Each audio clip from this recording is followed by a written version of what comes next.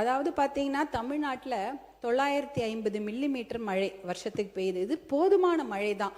ரெண்டு நம்மளுடைய south west monsoon, north east monsoon, தென்கிழக்கு வடமேற்கு அந்த மான்சூனில் நமக்கு நல்ல மழை பெய்யுது. ஆனால் அந்த மழை தண்ணி எல்லாம் கடலில் வீணாக கலந்துடுது. எப்படி பார்த்தீங்கன்னா முன்னாடிலாம் தமிழ்நாட்டில் மழை ஒரு 50 நாட்களாவது பெய்யும். அப்போ நிலத்தடி நீர் வளம் பெறும், மீதியெல்லாம் கடலுக்கு போயிடும். ஆனால் இப்போ 30 நாளில் இந்த 2 மான்சூன்லையும் மழை பெஞ்சு மொத்தமாக தண்ணிலாம் வேக வேகமாக கடலில் போயிடுது. அதனால இந்த இரிகேஷன் ஸ்கீம்ஸ்னா 2 விதமாக இந்த தண்ணீரை நாம் சேமிக்க முடியும். இந்த மழை தண்ணியை 2 விதமாக சேமிக்கலாம்.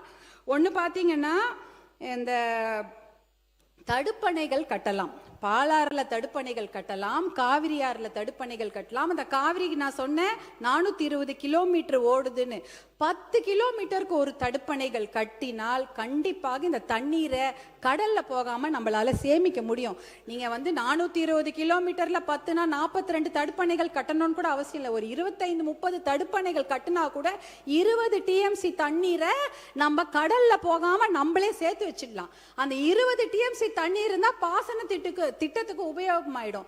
தருமபுரிக்கு 2 டிஎம்சி தண்ணி தான் தேவைப்படும், சேலத்துக்கு 5 டிஎம்சி தண்ணி. இப்படி இருந்தாலே இந்த மாவட்டங்கள் விவசாயம் செய்வதற்கு ஏதுவாக இருக்கும். அதாவது காவிரி ஆறு, பாலாறு, எல்லா ஆறுகள் கிட்டத்தட்ட நம்ம ஊர்ல 35 பெரிய ஆறுகள் இருக்கு. அதுல 10 கிலோமீட்டருக்கு ஒரு தடுப்பணை கட்டினால் கடலில் கலக்கும் நீரை நம்ம வேஸ்ட் பண்ணாம அதை நம்ம சேமித்தாலே நம்ம 100 டிஎம்சி தண்ணீர் வரைக்கும் நம்ம தமிழ்நாட்டிலே சேமித்து கொள்ளலாம். இதுக்கு அப்புறம் யாரையும் கேட்க தேவையில்லை. காவிரி யாருக்கா கர்நாடகா கிட்ட கையேந்த வேண்டியதில்லை, கேரளா கிட்ட இந்த புன்னம்புழா இந்த திட்டத்துங்களுக்காகவும் முல்லை பெரியாருக்கும் கையேந்த வேண்டியது கிடையாது. கிருஷ்ணா கோதாவரிக்காக நம்ம ஆந்திரா கிட்ட கையேந்த வேண்டியது கிடையாது. எல்லாமே நம்ம கிட்ட பெய்கிற மழையை நம்ம தடுப்பணைகள் மூலம் சேமித்துக் கொள்ளலாம். இரண்டாவது வழியில் இதே தண்ணீரை சேமிக்க முடியும். அது ஏரி குளங்களை தூர்வாருகின்ற திட்டம். 42,000 ஏரி இருந்தது, இன்னைக்கு 27,000 ஏரி தான் இருக்கிறது. அந்த 27,000 ஏரிகளை தூர்வாரினாலே இதுலயும் கிட்டத்தட்ட 100-150 டிஎம்சி தண்ணீரை தேக்கி வைக்க முடியும். இதுல அது கூட 10 அடி 20 அடி ஆழெல்லாம் தூர்வார தேவையில்லை. ஒரு மீட்டர், அதாவது இவ்வளவுதான் இருக்கும். 1 மீட்டர்னா இந்த 1 மீட்டருக்கு நீங்க தூர்வாரினாலே, ஏரி குளங்களை தூர்வாரினாலே அந்த தண்ணீரை இதை சேர்த்து வைத்து ஏரியில தண்ணி இருந்ததுன்னா அவங்க கிணத்துல ஆட்டோமேட்டிக்கா தண்ணி வந்துடும். விவசாயியோட கிணத்துல அந்த ஆட்டோமேட்டிக்கா தண்ணி வந்ததுன்னா விவசாயம் நல்லபடியா பண்ணுவாங்க.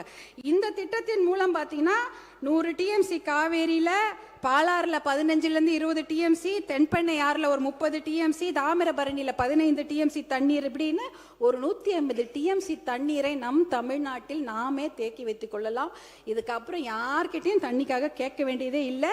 கிரவுண்ட் ரீசார்ஜ் ஆயிடும், ஏரி குளங்கள்ல தண்ணி இருக்கும். ஆனால் இந்த திட்டங்கள் அந்த வேளாண் பட்ஜெட்ல இருக்கும் என்று நான் எதிர்பார்த்தேன். அந்த திட்டங்களுக்கான நிதி ஒதுக்கீடு ரொம்ப ரொம்ப கம்மியா இருந்தது. அதை 1% தான் செய்ய முடியும். இந்த திட்டங்களில் நிதி ஒதுக்கீடு பண்ணி தான் 1% தான் அந்த நிதி ஒதுக்கீடுக்கு அந்த வேலைகளை செய்ய முடியும். அதே சமயம் இந்த சமயம் பார்த்தீங்கன்னா கிரவுண்ட் ரீசார்ஜும் ஆகாது. ஏரி பாசனம் இல்லை, ஆற்று பாசனம் இல்லை, மழை தண்ணியும் வேகமாக கடலில் போயிடுது. எதை வச்சு விவசாயிகள் விவசாயம் செய்வாங்க? அவங்க நிலத்தடி நீரை நம்பித்தான் இருக்கிறார்கள். நிலத்தடி நீர் இப்போ எங்கே போயிடுச்சு? கிட்டத்தட்ட 100 அடி 200 அடி 800 அடிலாம் சில ஊரில் நிலத்தடி நீர் கீழே போயிடுச்சு. அவ்வளோ பெரிய பைப்பு போட்டாதான் நிலத்தடி நீரை உறிஞ்சி எடுத்து அவங்க பாசனம் செய்ய முடியும். அதற்காக தான் விவசாயிகள் இலவச மின்சார திட்டத்துக்கு பதிவு பண்ணியிருக்கிறாங்க. கிட்டத்தட்ட 2 லட்சம் பேர் இலவச மின்சார திட்டத்துக்கு பதிவு பண்ணியிருக்கிறாங்க. அதே சமயம் தட்கல் முறையில் கிட்டத்தட்ட 65,000 பேர் பதிவு பண்ணியிருக்கிறாங்க.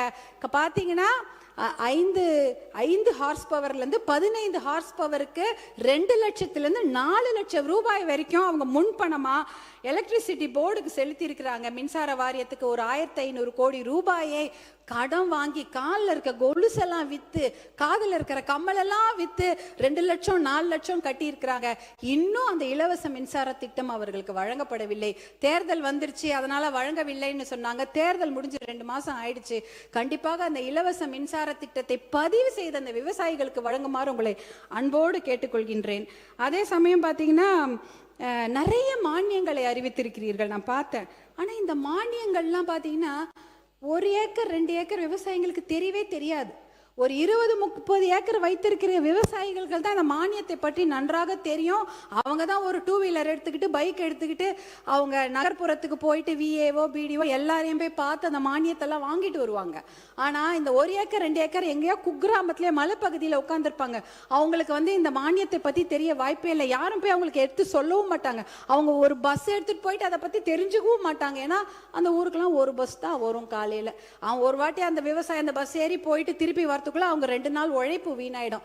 அந்த ஊருக்கெல்லாம் எனக்கு தெரிஞ்சு 108 ஆம்புலன்ஸா எப்போ கூப்பிட்டாலும் வரும். அதுவும் மருத்துவர் அன்புமணி அவர்கள் கொண்டு வந்த திட்டம் தான். இல்லைன்னா பஸ்ஸே கிடையாது, பாதி ஊருக்கு பஸ் வர்றது கிடையாது. நாங்கள் இந்த அக்ரிகல்ச்சர் பட்ஜெட் போடும்பொழுது ஒரு கூட்டத்தை நம்முடைய அரசாங்கம் கூட்டியிருந்தார்கள். 3 மாண்புமிகு அமைச்சர்கள் அங்கே உட்கார்ந்துருந்தாங்க. எங்களை போன்ற சட்டமன்ற உறுப்பினர்களும் பாராளுமன்ற உறுப்பினர்களும் அங்கே உட்காந்து சேலத்தில் ஒரு கூட்டம் போட்டாங்க. அக்ரிகல்ச்சர் பட்ஜெட் போடுவதற்கு முன்னாடி ஒரு கலந்தாய்வு கூட்டம். எத்தனையோ விவசாயிகள் கலந்து கொண்டார்கள். அங்கே விவசாயிகள் நிறைய குறைகளை சொன்னாங்க. அவங்க யாருமே அரசியல்வாதிகளாக எங்களை பற்றி எந்த குறையுமே சொல்லலை. அரசு அதிகாரிகளே தான் அவர்கள் குறை சொன்னார்கள். ஏன்னா அந்த மானியம்லாம் அவங்களுக்கு ஒழுங்கா போய் சேரதே இல்லை என்ற குறையை அவங்க அரசு அதிகாரிகள் பேர் தான் அவங்க சொல்லிட்டு இருந்தாங்க. அதெல்லாம் நம்ம களைய வேண்டும். ஏன்னா அந்த மானியங்கள்ல இருக்கக்கூடிய அந்த பணம் அவர்களுக்கு நல்லபடியாக போய் ரீச் ஆகுதா சேருதா என்பதை நாம் கண்டிப்பாக அதை நம்ம பார்க்க வேண்டும்.